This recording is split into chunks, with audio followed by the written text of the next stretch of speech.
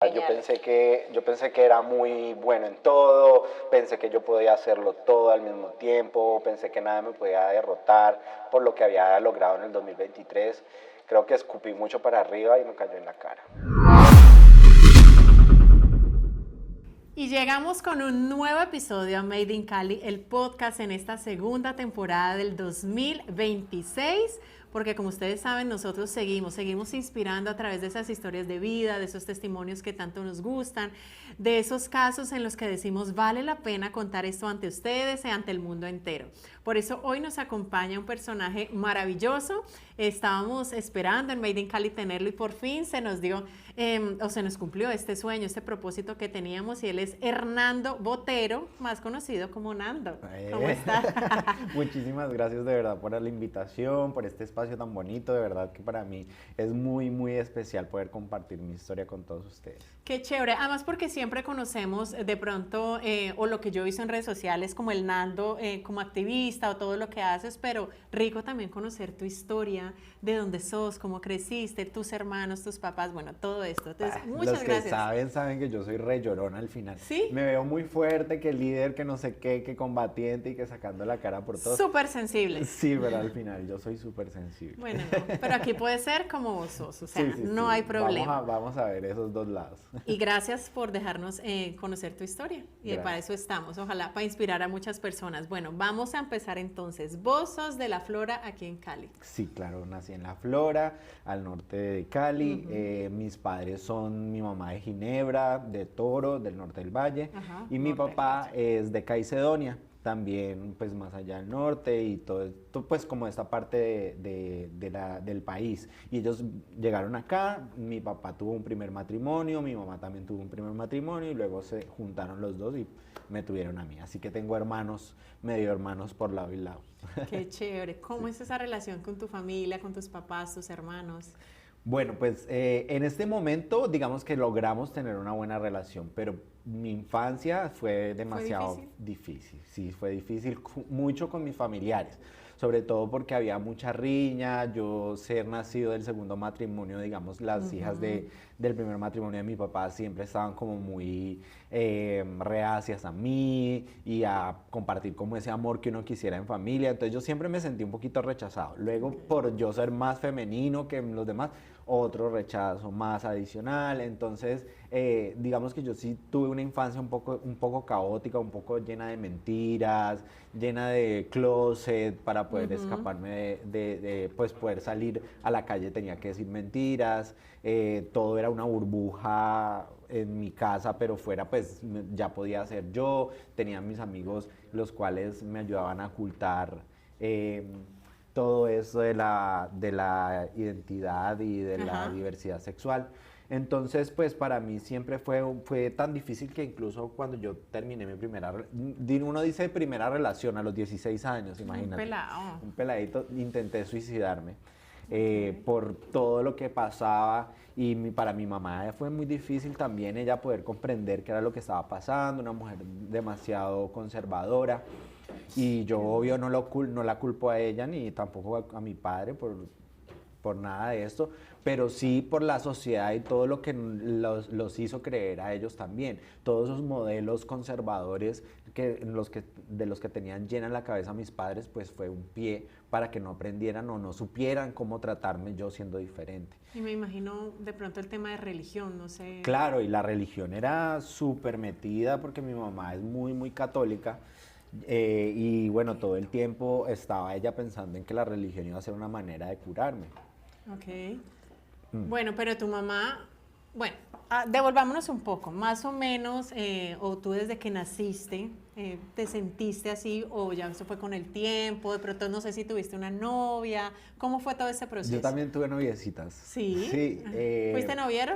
sí, yo desde chiquitico, desde que yo tengo memoria, yo me acuerdo que en transición incluso yo le daba besitos a una niña y también le daba como besitos o como tocaditas con otro compañerito también. Entonces yo creo que exploré de las dos cosas y definitivamente para mí lo que me gustaban eran los hombres. Ok. Eh, Incluso dentro de mi primaria y bachillerato, intenté las cosas con una supuesta noviecita que teníamos, incluso llegué, aquí me desnudo con ustedes, intentamos hacer el amor incluso y no funcionó y bueno, entonces yo ya entendí que parte de mi sexualidad también era eso y aceptarme, aceptar ese proceso también fue algo duro para mí, sobre todo por las consecuencias sociales.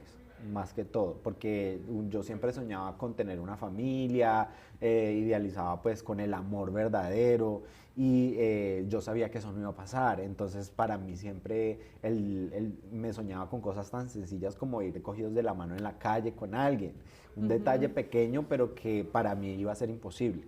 Pero eso, mira, si incluso soñabas con eso es porque seguramente te atormentaba, te angustiaba, también cumplir de pronto con esas expectativas que tenían tus padres, tu familia. Claro, es que venían ya con unas expectativas grandísimas porque además yo fui el último de los varones, pues el último, y entonces mi papá solo tuvo, bueno, lo que le quedaban eran hijas, y ya yo era como el heredero pues de mi papá. Entonces, de una u otra forma había mucha presión para que yo saliera mucho mejor de mis otros hermanos. No, bueno. Bueno, ¿en qué momento tú dices o decides cómo salir o cómo lanzarte? Cómo decir, bueno, ya, esta es mi identidad. Bueno, yo, como te cuento, la fase era muy escondido todo, mucha mentira y tal, tal, tal. Yo me acuerdo que cuando yo tenía 16 años y había una cosa que se llama, bueno, todavía pasa, pero no en esta parte que se llama rumbódromo, que le pasaba en la tercera, Sí. que era grandísimo y tal. Bueno, yo estaba eso era unas vacaciones como de la feria, un 26, 27. Diciembre a full.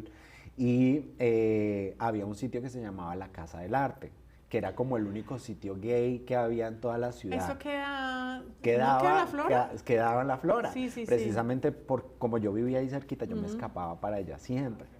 Entonces, y yo era muy amigo del dueño.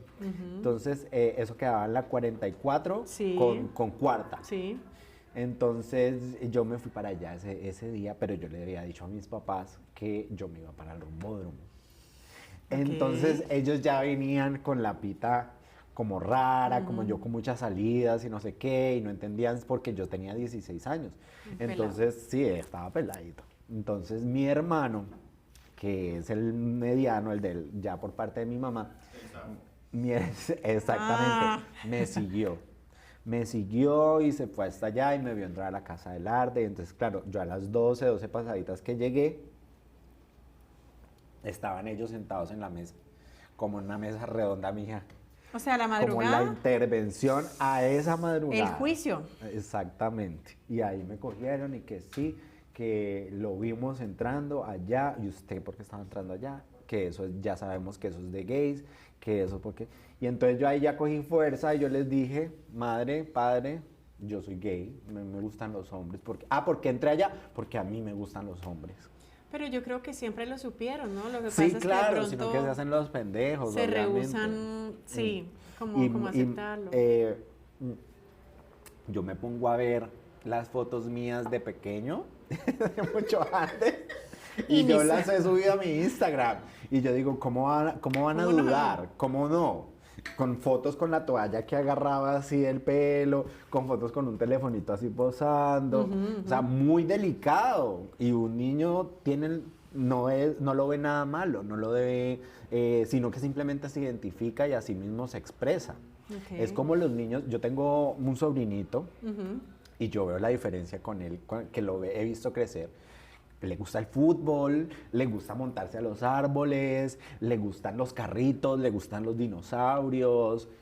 ¿Tú crees que a mí me gustaba un dinosaurio? No, o montarme en los árboles o hacer ese tipo de cosas. No, lo mío era jugar con las muñequitas, cortarles los vestiditos, buscar telas, hacer casitas en icopor, en manualidades. Eso es lo que me gusta, pintar. Todo lo que tuviera que ver como con manualidades y la parte artística era como la que más me gustaba a mí. Okay. Entonces, uno dice, eso no es algo que se va a despertar de un momento al otro, sino que definitivamente uno se va desarrollando como persona y cada cosa que uno va haciendo es como una bola de nieve que lo va construyendo a lo que es actualmente. Y definitivamente yo desde que tengo memoria, desde que tengo memoria, me ha encantado lo femenino, digámoslo como así coloquialmente. Sí, sí, sí. Ok, ¿cómo viene la aceptación por parte de tus padres? Me imagino que principalmente de tu mamá. Bueno, mi papá se murió el mismo año que yo conté, que fue cuando yo tenía 16 años. Él definitivamente no alcanzó como a asimilar mucho eso por su demencia. Bueno, cirrosis en el hígado, entonces no le calzaba bien las toxinas que comían no las podía limpiar. Entonces digamos que él vivía como en un mundo de fantasía un poquito y yo siento que eso ayudó como para que él no entendiera pues a ciencia cierta. Claro que antes de que él muriera una vez nosotros estábamos viendo televisión y estaba el programa este de los Reyes. Sí, yo me acuerdo. maravilloso. Y ahí estaba Liza. Y salió una escena Liza con un perro caliente, yo me acuerdo, y ta, ta, ta, ta, ta, ta. Y mi papá cagado de la risa cuando me mira y me dice, es que... Y estábamos solos él y yo viendo el programa. Y llegué y me dice, es que es cierto que vos sos como este. Y yo me quedé frío, yo no supe qué decir, pero él se cagó de la risa y siguió viendo el programa. No, lo más natural. Para él sí fue algo como más natural. Claro que mi mamá me dice a mí, no sé si es para hacerme sentir mal, pero me dice a mí que él cuando ya hablaba, que cuando ya hablaba con ella, que sí decía que le daba muy duro. Yo creo que de pronto es la sociedad que lo hace actuar así.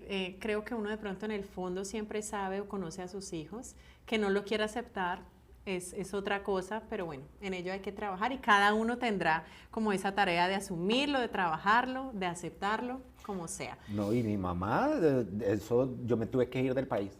Me tuve que ir del país porque ella no lo podía aceptar, se volvió una guerra todos los días.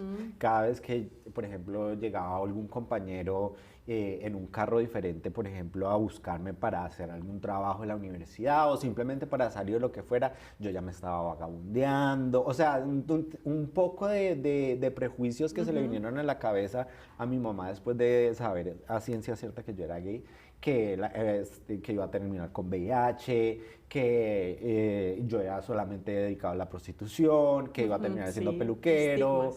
Puros estigmas y cárceles mentales que no la dejaban a ella de verdad como interactuar conmigo. Entonces yo decidí irme del país, me fui a Nueva York. ¿Qué edad tenías? Me fui a los 22 años. ¿Y qué hiciste en Nueva York? Allá trabajé en diseño, primero trabajé como mesero, eso sí estuve como mesereando casi un año, pero ahí después ya pude trabajar en diseño, en empaques, sobre todo en una empresa súper famosa de empaques de la moda, los que hacen las bolsas de Macy's, los que hacen las bolsas para las grandes empresas, Cartier, todas esas. Entonces fue muy bacano trabajar en la industria de la moda. También viajé muchísimo en Estados Unidos, viajé a Las Vegas 3 veces, estuve en Los Ángeles, estuve en Miami, en Boston, New Jersey, en Utah. ¿Estudiaste allá? No, bueno, hice lo que se llama como una especialización, pero para ellos eso no es un degree, no es un grado.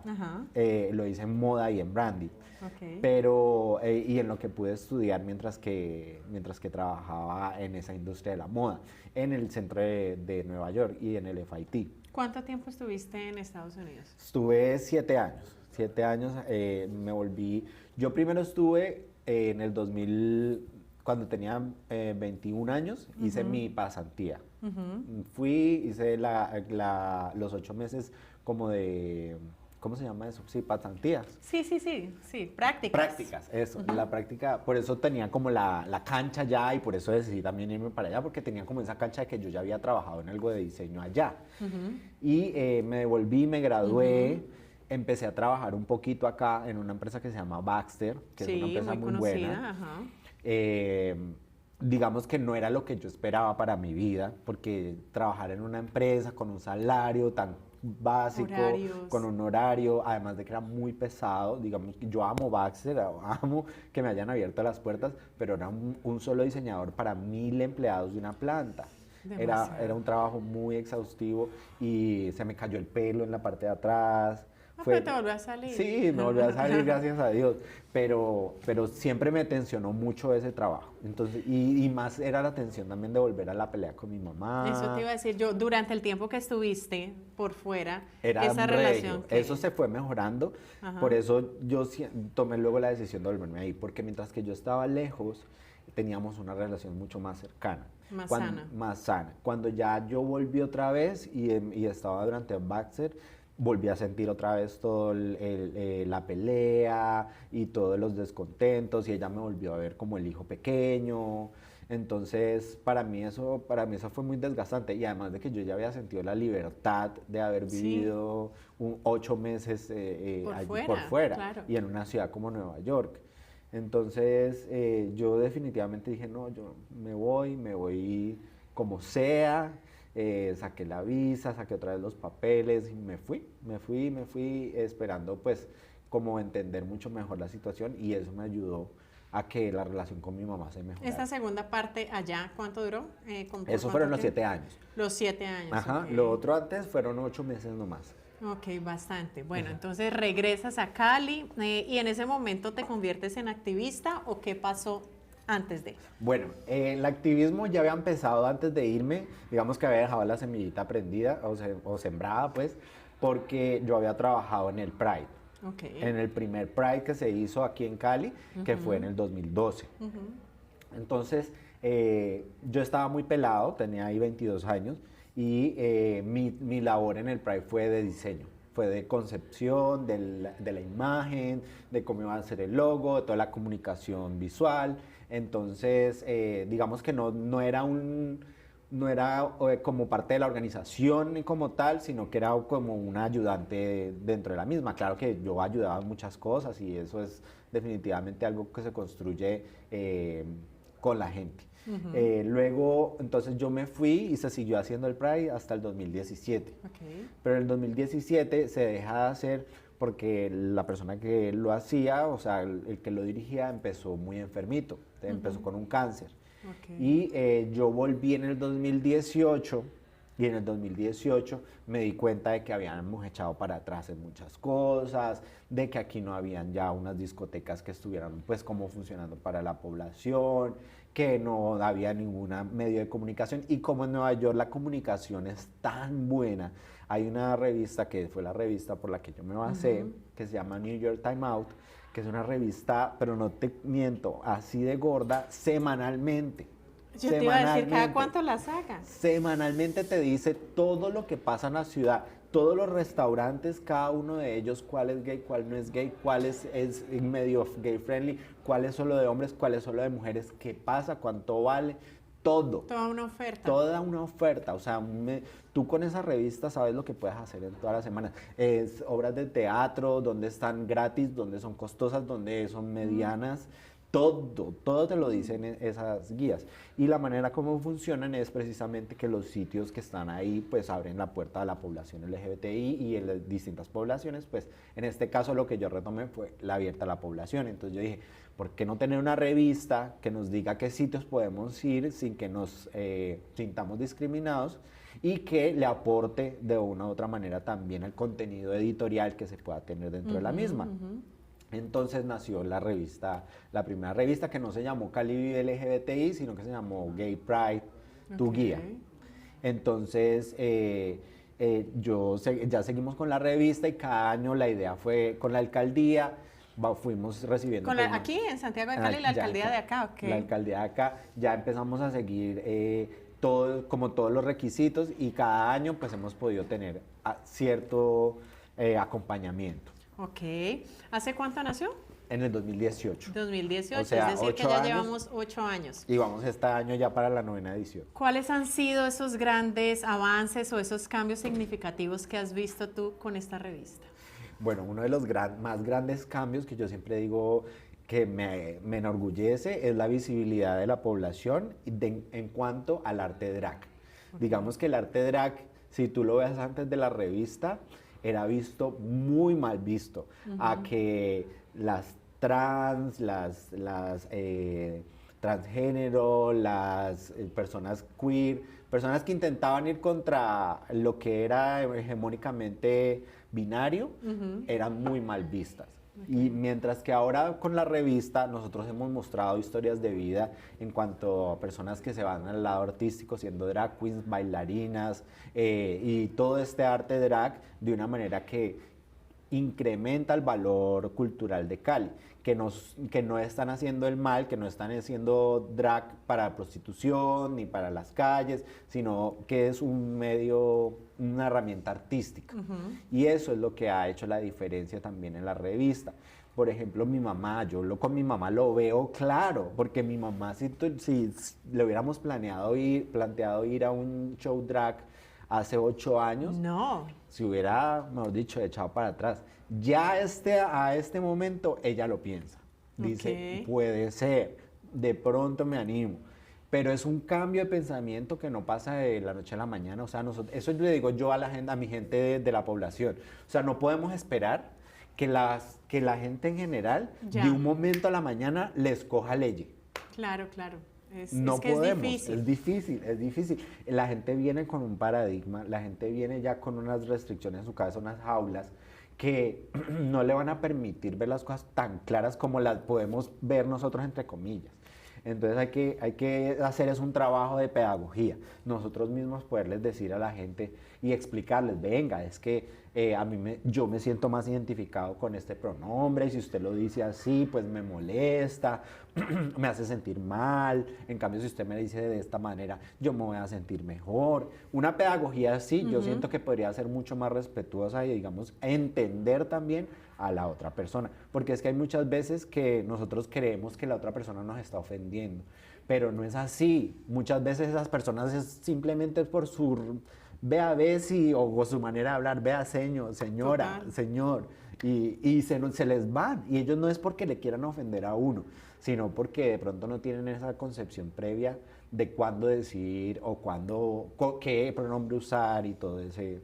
Pues, Mira, es como decir en sociedad, yo respeto tus ideales o respeto tu posición, puede ser que no la comparta y yo te voy a hablar, por ejemplo, de mi caso especial en Ando y aquí también me voy a sincerar con mis seguidores. Digamos que yo tengo unos principios cristianos, hace tiempo asistía mucho a la iglesia, cometí el error de volverme fanática en la iglesia cristiana, que creo que nos pasa a muchos que vamos a una iglesia cristiana.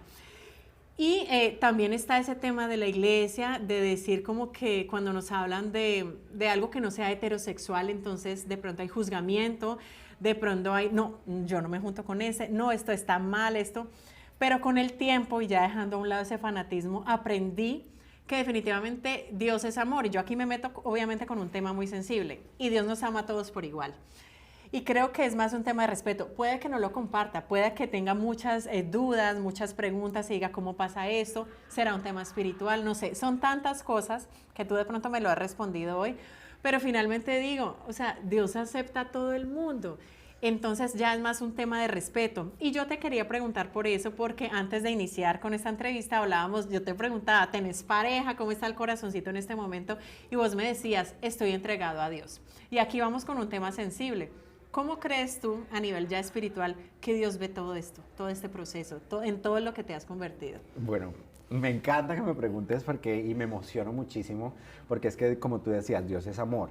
Él nos está viendo en este momento y está viendo que hay una señal de amor que estamos dando. Entonces, primero que todo, él lo que no le gusta es la promiscuidad. La promiscuidad, el desaforo, el estarse acostando el uno y el otro. Eso lo sabemos y lo tenemos claro porque nosotros mismos lo sentimos cuando lo hacemos, que está mal, incluso. Okay. Pero, ¿qué pasa? Cuando él nos habla de amor, es ese amor incondicional en el cual realmente encontremos una pareja y encontremos esa parte que nos falta y podamos construir en compañía y en pareja un verdadero futuro. Okay. ¿Qué pasa? Para mí, yo decidí entregarme a Dios en vez de buscar una pareja porque siento que Él es el único que me ama más que a cualquier otra cosa. De manera incondicional y así de manera incondicional. Entonces, yo, como Hernando Botero, sé que no voy a poder encontrar ese amor incondicional en los humanos y por eso me entregué a Dios. No por algo egoísta, no por una fanaticada, sino porque realmente lo sentí en mi corazón y he pasado un proceso que llevó 2 años en donde estuve en lo más profundo de los infiernos y fue Dios el que me sacó de ahí junto con la Virgencita y estoy muy agradecido con Él. Y parte del agradecimiento que yo tuve con Él fue el sacrificio de entregar esto que yo voy a seguir haciendo hasta, espero, el resto de mi vida. Es decir, que no te ves en un futuro con alguien. No, no me veo con Ok. alguien, incluso estoy siguiendo los pasos del seminario. Hay una posibilidad de que pueda hacer el seminario pastoral. Estoy en ese proceso, eso no es de la noche a la mañana, como yo te digo, es que los cambios no son como de la noche a la mañana. Todo es un proceso. Todo es un proceso y pues yo me estoy dejando guiar de Dios. Al final, Él es el que abre los espacios. Y Él es el que, por ejemplo, este que abrió, si no me Total. hubieras preguntado, de pronto hasta se nos hubieran pasado por delante, pero es Él el que nos pone aquí y el que lleva la batuta, mejor Qué dicho. qué bonito y me gusta eso y bueno, ese proceso con él sin duda alguna es lo que va a sacar tu mejor versión. Cuando hablabas de estuve en el infierno, podemos hablar de esas situaciones, ¿qué fue así Claro. como lo peor cuando sentiste ya toqué fondo, ya no puedo más? Mira, yo estaba con una pareja totalmente anticristiana. Ese es el anticristo, preciso. Ok, ¿ve, el aire sigue prendido? No. Ay, ¿por qué tengo tanto? Bueno, entonces estabas con una pareja anticristo para vos. Exactamente. Entonces él me estaba guiando por todo el otro lado, totalmente a la burla, a las imágenes. O sea, él estaba totalmente perdido porque fue una persona que estuvo en una iglesia cristiana en la que hacían como liberaciones y él se tomó esos retos como a la ligera y dejó de creer porque según él, esos retos no, esos ritos que hacía no Sí. eran verdad. Entonces de ahí él le perdió la fe a la religión, le perdió la fe a Dios y bueno, un resto de cosas más. Entonces él me empezó a alejar mucho de Dios. Yo, gracias a Dios, yo siempre había estado por mi mamá, por lo que hablamos, siempre había estado un poco de la mano de él. Pero después de haber vuelto de Nueva York y todo eso y de estar con él, como que me empecé a alejar de todos los días yo tener como ese referente de que me iba alejando, me iba alejando, me iba alejando. No solo eso, sino que empecé a dejar de dormir por el Pride. Yo era el organizador del Pride. Espérate, y verás. Yo era el organizador del Pride, ¿verdad? Del 2024. En el 2023 fue genial. Yo lo hice genial y yo también ahorita te digo por qué pienso que en el 2024 me fue tan mal. El 2023 fue divino, fue algo que hicimos entre todas las marcas y organizaciones que estaban aquí en Cali. Y en el 2024 entonces empezó un proceso en el cual se me vinieron muchas marcas encima. Muchas marcas encima, mucha gente quería participar. Ah, ok, era cuando dices demasiado- encima era trabajo, Sí, trabajo. sí, Ok. sí. Entonces querían estar ahí presentes, querían mostrar todo y había una en particular que es la que se encarga de como administrar todos los webcams a nivel Colombia. Y esa fue la que más plata dio. Ok, Yo siento que yo me maldije con ese dinero, ok. porque el dinero que uno recibe de donde viene importa y le importa mucho a Dios. Entonces yo me fui para el infierno con esa plata. Toda se fue en un momentico, pagué muchísimas cosas que tenía que pagar y me quedó faltando para terminar el Pride, de todos los permisos que necesitaban, de todos los alquileres, de todo el mundo que quería una tajada de eso. Y fui al psiquiatra y me dieron unas pastas para dormir. Me empecé yo a tomar esas pastas para dormir y yo no dormía. Yo no dormía, me las tomaba y me quedaba como un zombie y me bañaba y me quedaba trabajando y empecé a funcionar como un zombie, haz de cuenta. Como ¿Qué un año fue zombie. ese, 24? En el 2024. Ok. Tanto fue así que la semana antes del Pride a mí me faltaban todavía permisos, solo me faltaba un permiso que era el de salud y antes de esa semana me intenté suicidar. Fue tan duro para mí, tan horrible sentir yo el abismo más oscuro, pero no solamente sentía eso, sino que yo también sentía las voces de demonios que me decían que me suicidara. Suicídate ya, ya, te estamos esperando, es que lo tienes que hacer ya, es un sacrificio que tú tienes que hacer a Dios. Entonces me ponían como todas las oportunidades. Tómate estas pastillas, acuéstate a dormir, haz esto, haz lo otro, no sé qué más. Hasta que llegó un día en el que yo estaba viendo televisión y estaba tratando de hacer unas cosas del Pride. Eso fue creo que el miércoles antes del Pride. Y yo estaba así tratando de sacar eso adelante y haciendo todo lo que podía hacer porque tenía que llenar un poco de papeles también, cuando empecé a ver que la televisión me hablaba. Con las canciones de pop, de las estrellas de pop, yo sentía que la letra era cosas que me estaban diciendo los demonios. Y me dijeron como las 3 terminadas de las personas que yo más he amado, como quien dice que yo ya no podía vivir más y que me tenía que suicidar ahí. Y ahí cogí yo las gotas y me las bebí. Y Escuché una voz desde el fondo de mi alma que me gritó, ¡no! ¿Y yo qué estoy haciendo? Yo me paré ahí mismo, me metí las manos a la garganta y empecé a vomitar y vomitar y vomitar y vomitar ahí encima. Y yo estaba solo en mi casa, estaba en boxer y salí corriendo a buscar el vigilante de la cuadra. Ayúdenme. Y yo, ayuda, ayuda, ayuda. Y me cogió el vigilante de la cuadra y yo seguía vomitando y seguía vomitando y seguía vomitando, pero unas cosas horribles. Y ahí me fui para emergencias y allá en emergencias ya me internaron. Te hicieron como una limpieza y ya. Sí, no, y me internaron, quedé internado en salud mental. ¿Cuánto tiempo estuviste? 4 días en salud mental. Bueno, pero finalmente, y como todo, siempre hay más oportunidades y Dios te tenía para cosas más grandes. Sí, y eso es claro. lo que has logrado hacer con todo este proceso, con la revista. Entonces, dejando ya a un lado como ese momento oscuro del alma, pero que ya has logrado salir, ¿qué ha sido lo más bonito y lo más edificante que te ha dado este proceso con la comunidad, la revista, todo lo que haces por ellos? Mira que una de las cosas más bonitas que yo he podido saber con la revista es de verdad conocer a la gente de mi población. Yo tenía una drag queen que tengo, pues, que es mi hija. Y ¿Cómo ella se llama? Roma, Dragaldesa. Okay. ¡Qué nombre! Ella que estuvo como en un proceso de casting con nosotros, salió como una drag potencial y la empezamos a manejar pues como estrella y a presentarla en diferentes momentos, pero un día que estábamos en presentación me senté yo a hablar con él y estábamos hablando pues de diferentes cosas y abrimos el corazón y compartimos, no, y me di cuenta pues de sus realidades, de cómo pues tuvo que llegar hasta el punto en que estaba, que realmente hay unas historias muy difíciles y que me daban esa sensación de tranquilidad de que por lo menos en el arte que nosotros le estábamos dando estaba consiguiendo un refugio y que de alguna u otra manera eso le iba a ayudar a su futuro. Entonces eso me da mucha, mucha gratificación. Ver, por ejemplo, artistas que empezaron como bailarines o que empezaron como a hostear, hasta regalando trabajo, ahora les llaman para ir a Bogotá, a Medellín. Es algo que de verdad refresca el alma y bueno, me hace pensar que lo que estamos haciendo está bien. Lo estamos haciendo bien. ¿Cuál es de pronto ese factor diferenciador que tiene este proceso que tú haces, que pues me imagino que también existe en otras ciudades? Lo decías ahora, tú trajiste como esa idea de Nueva York con la revista, pero ¿cuál crees tú que es tu factor diferenciador de los demás? Bueno, yo creo que la revista se diferencia mucho porque es la revista más, ¿cómo te lo puedo decir yo? Libre. No hay nadie detrás de esta revista sino Hernando Botero.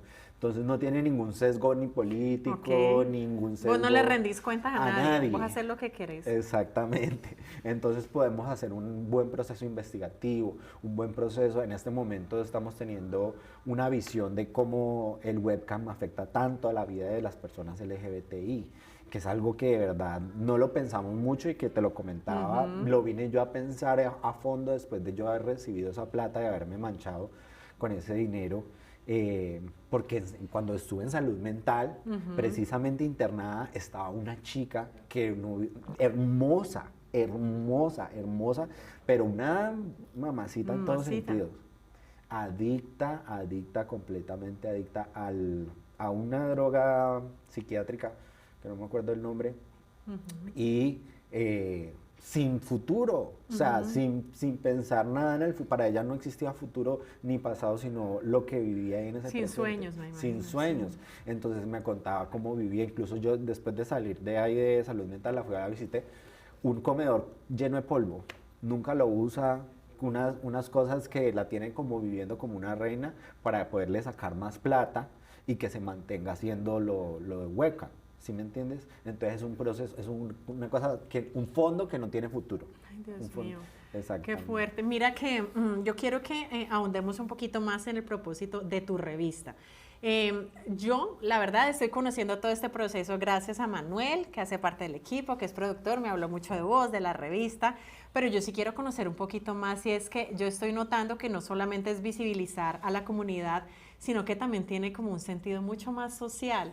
Quiero que hablemos un poco de eso. ¿Qué es la revista? ¿Qué significa la revista?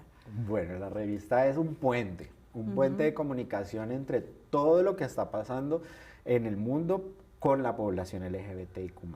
Siento que es importante tener una revista de este calibre porque una de las falencias más grandes es la falta de comunicación de que tienen las personas LGBTI.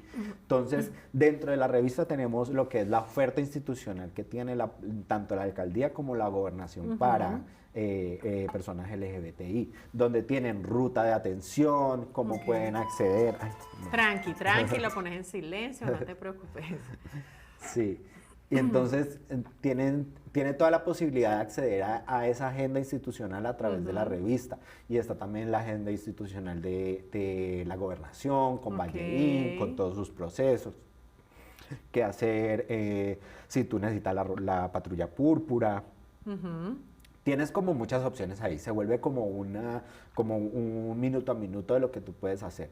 Pero además de eso están los artículos que tienen como base esas investigaciones. Por ejemplo, hay un artículo que tenemos en la última revista que me encanta, que habla precisamente de las personas webcam y la prostitución, cómo se relaciona.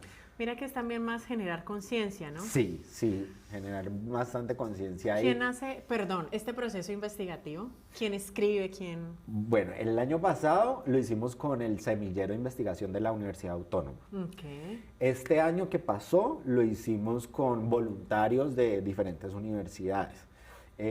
Esperamos poderlo hacer en alguna vez con la Universidad de Santiago, ¿por qué no? Claro que sí, que este sea el puente para los que estén interesados. Además, mira, es una plataforma también de visibilización de estos nuevos talentos para que hagan sus procesos investigativos alrededor de este tema y está muy chévere. Y perdón que te interrumpa, No, es que este año los necesitamos porque llegamos a una articulación con la Secretaría de Cultura para que se redujera a menos del 30% la pauta, que es el fin de la revista, que nosotros no tengamos casi pauta, sino más contenido editorial. Y el 75% de ese contenido editorial, la idea es que venga enfocado a procesos de memoria. Super. Y para eso vamos a necesitar a nuestros estudiantes. Aquí hacemos el puente, ahora que acabemos con este episodio. Me imagino que también a través de la revista has tenido la oportunidad de conocer a muchas personas con historias de vida muy interesantes, pero creo que también se ha logrado transformar otras. ¿Tienes de pronto algún testimonio que haya estado como contigo en este proceso y ahora sea una persona que te digas, wow, qué transformación? Ay, bueno, tengo una que se llama Camila. Ella es Camila La Rose. No sé si la has escuchado, que ella canta. De pronto con Manu que me instruye como en eso, yo no sé. Bueno, la vamos a buscar.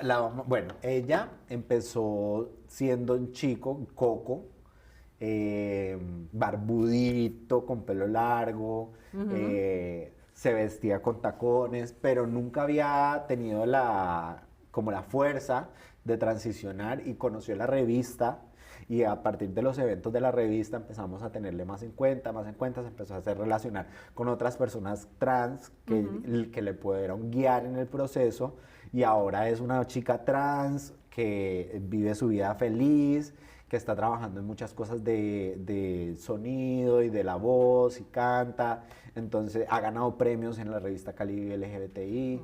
Se ha presentado varias veces ya con hacemos nosotros. Premios, o sea, tenemos eventos con premiación y todo, qué chévere. Tenemos unos premios que hacemos anualmente en el Teatro Jorge Isaacs, que premian más de 15 categorías. Claro, invitadísimos. Sí, ya. ¿Cuándo es la próxima edición de los premios? En septiembre, ahí para que se vayan preparando, es una gala de alfombra roja, es muy chévere, muy chévere. Hernando, ¿con qué te soñás vos? ¿Con qué te sueñas ahora con este proyecto? Ay, no, pues yo la verdad me sueño siendo es que no sé cómo decirlo, como padre, sí es uno de mis sueños. Ok. Ser padre, pero de la gente. Ok, No hablamos. padre. Que iniciaste este proceso como en el seminario y todo eso. Exacto. Ok. Digamos que eso es uno de mis sueños para cumplirle a Dios también. Me sueño creciendo mucho más la revista. Sueño que la revista pueda albergar muchas ideas importantes para cambiar tantos paradigmas que tenemos en la sociedad, que esa revista pudiera llegar a personas como mi mamá en su momento y que pudieran entender el otro lado de la moneda. Eso me parece súper chévere. Me sueño volver a la ciudad de Nueva York. ¡Qué delicia! Sí, quiero volver, estar un tiempo y regresarme. Allá tengo muchos amigos también. Entonces, pues, digamos que mis sueños están un poquito regados, pero ahí vamos, ahí vamos. Pero poco a poco, ¿cómo es tu relación con tu mamá ahora, actualmente? Muy buena. La verdad es que ya, pues, vivimos incluso vecinos. Ok. Como siempre hay cositas que pasan. Pero Normal en las familias. normal en la... ¿Quién? Ok, ok, vea. Es que yo tengo aquí, se me va desacomodando. Pero bueno, ya mucho mejor que antes, ¿no? Sí, ya mucho mejor. Ya puedo pasar mucha agua debajo de ese puente. Qué bueno y bueno, nos alegra mucho tener tu historia aquí, pero yo sé que también se quedan muchas cosas por hablar, por conocer, qué rico de verdad esto que estás haciendo, Gracias. por lograr también transformar y cambiar esa forma en la que muchas personas vemos a la comunidad y tú lo decías ahora, tenemos muchos estigmas y siempre relacionamos todo con lo malo. Sí. Tú lo decías, con la prostitución, con la pornografía, con esa perdición, y no necesariamente es así. Entonces, digamos que hay otras opciones. Pero no nos podemos ir sin que tú nos respondas 3 preguntitas rápidamente Claro. de esas que nos hacen nuestros seguidores y que quieren saber de ti. Entonces, vamos a escoger 3 papelitos, vamos a empezar uno por uno. A ver. Si quieres lo lees tú, me lo pasas a mí y vamos respondiendo. Dice, ¿Qué dice? un lugar melo, escondido para turistear y por qué. Escondido, es que ese no es tan escondido. No importa, ¿es cuál? A mí me encanta San Antonio. Ok. Siempre que viene cualquier turista, me encanta llevarlo a San Antonio porque es un lugar donde venden cositas muy ricas para comer, se ve la ciudad súper chévere, no hay que manejar tanto. Es Entonces, colonial, es colonial, es lindo. todo es lindo, me parece súper cookie Perfecto. perfecto para un plan así. San Antonio, listo. Otra. Otra. Dice, ¿qué error te costó plata de verdad? Ay, el Pride del 2024, ni les digo cuánto costó. ¿Cuánto te costó? Más de 95 millones de pesos. Fue pucha, qué dolor. Pero ya te recuperaste de Sí, eso? ya, Ah, perfecto, ya. perfecto. Estamos Y la recuperados. última, a ver, revolvamos bien, esta la saco yo. Te pregunto, Dale, dale. a ver. A ver, ¿esto qué es? Dice, ¿qué error te enseñó más que cualquier éxito? El Pride del 2024. El Pride del 2024. Sí, me enseñó muchísimo, la verdad. Yo Señales. pensé que era muy bueno en todo, pensé que yo podía hacerlo todo al mismo tiempo, pensé que nada me podía derrotar por lo que había logrado en el 2023. Creo que escupí mucho para arriba y me cayó en la cara. Pero bueno, de todo se aprende, todo es Sí. un aprendizaje. Sí. Bueno, y finalmente, esta es mi pregunta. ¿Qué significa Cali para vos? Cali para mí es mi hogar, es mi punto centro y por lo que quiero luchar. Qué bonito, y que así sea. Y posiblemente tendremos una fundación de Cali Vive, no sé, uno no sabe, Sí, ayudando a muchas estábamos personas. tratando, incluso estuvimos haciendo unos roperos en diciembre como para ayudar a la gente, buscando también una locación. Bueno, eso es difícil, pero poco a poco la idea es que vaya tomando ese lado social todo lo de la revista. Qué bonito, y bueno, muchos éxitos. Entregamos también mercados en No, diciembre. mira que tiene ese Sí. tinte. Podemos como ir apuntando hacia eso y bueno, muchos éxitos, muchas bendiciones, que siga creciendo este proyecto y que bueno, que sea lo que sea que Dios y la vida te tengan preparado, Amén. pues se haga de la mejor manera, en armonía y en paz. Igual para ti. Bendiciones. Gracias por estar aquí. Bueno, que que tus proyectos prosperen. Amén, amén. Igual para ustedes. Bueno, y a ustedes también muchas gracias por acompañarnos aquí. Los invitamos a que compartan este episodio para que conozcan la historia, parte de la historia de Hernando, y bueno, a él también, que lo sigan en redes para que vean el trabajo tan interesante que está haciendo. Esto fue Made in Cali, el podcast.